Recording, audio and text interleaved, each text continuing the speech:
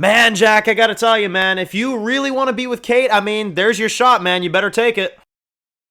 Well, a shot was taken, alright. Hey guys, it's Dan, your host of Dan's Reviews, and today I'm back for another video for today. This one's going to be doing my next review for Lost. This is for Season 1, Episode 3, titled Tabula Rasa.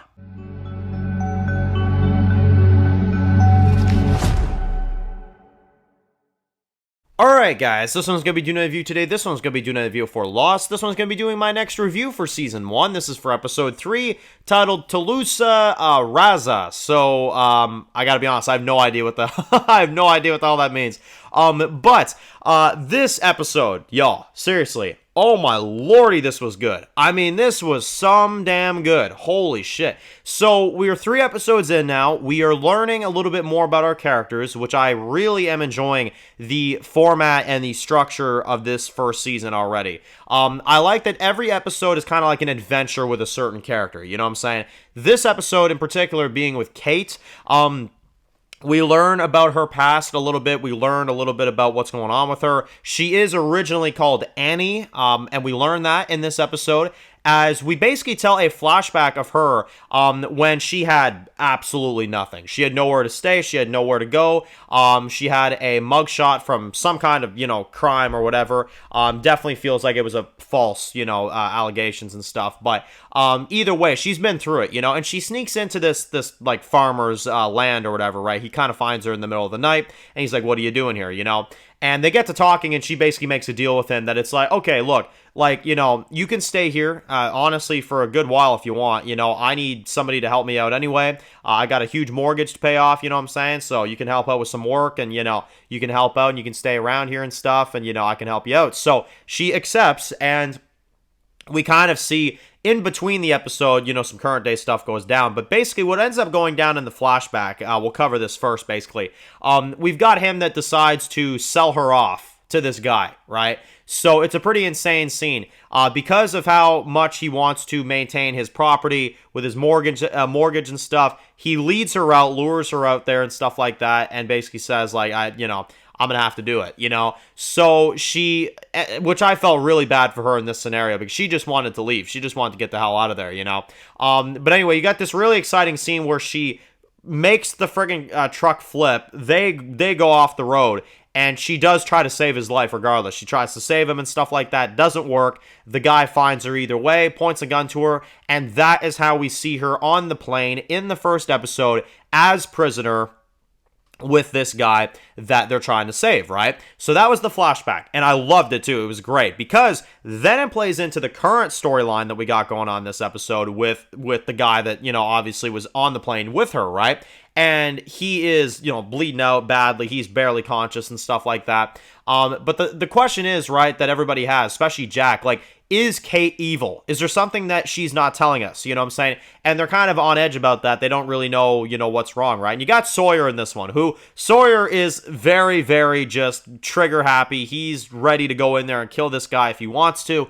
And you've got Kate that's just like, no, like, I want to talk to him one-on-one, Jack is also trying to figure out if Kate is really, like, guilty of something, if she really is, kind of, someone that they can't trust on this island, right? Because there's not many of them anyway. But I thought it was interesting, and obviously, you've got Sawyer that has the gun, and he even speaks to Kate, and he's just like, well, I'm going to give you the gun. You've got one bullet, pretty, symbolic right there, if I do say so myself. But, you can take the shot if you want, And the crazy thing is that we actually get to see that the shot is taken. They do, they do take him out, but it's him that does it himself, and it's pretty insane.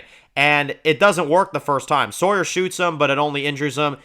He shoots himself later on, and then he obviously ends his life at that point.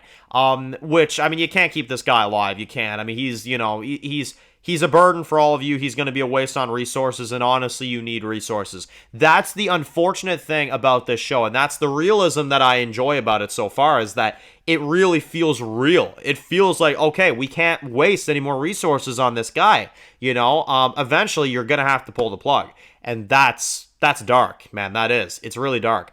But, we get a really interesting conversation between Kate and Jack at the end of the episode, which is that, look, I don't care what you went through. I don't care if you are guilty of something. I don't care. Jack tells her straight up, we're going to survive here on this island, and I need everybody I can get. And everything that happened after the plane crash, and I love the way Jack put it too, everything that happens to us after the plane, it's a start. It's a restart for all of us. You know, we can be different people if we want to be different people. And that is exactly what he says. And I agree with that. And I think that's so cool that Jack has that, outlook. I think it's fantastic. Jack is a serious, he's a GOAT, man. I love him. He's great. And I will say this right now.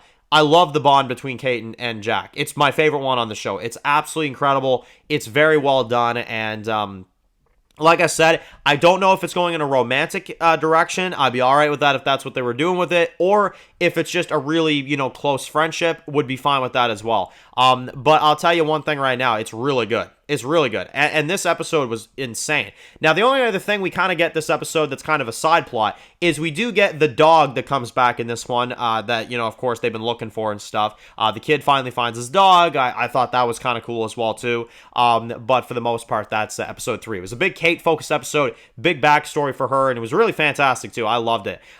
So, yeah, let me know your thoughts in the comment section below. What did you guys think of episode 3 of Lost? I absolutely loved it. I got a 10. Again, I have no issues with this episode. It's fantastic. The storytelling is incredible. And so far, I have no issues. This show is absolutely perfection for me so far. So post comments down below if you're new to the channel and you enjoy videos like this. Be sure to click the subscribe button to not miss any other videos for Lost. Make sure to follow me on Dan's Reviews Official on Instagram, guys. And of course, I'll see you guys really soon next Wednesday. I'm trying to think. Yeah, Wednesday for the next review for Lost. Enjoy the rest of your day, guys, and peace out.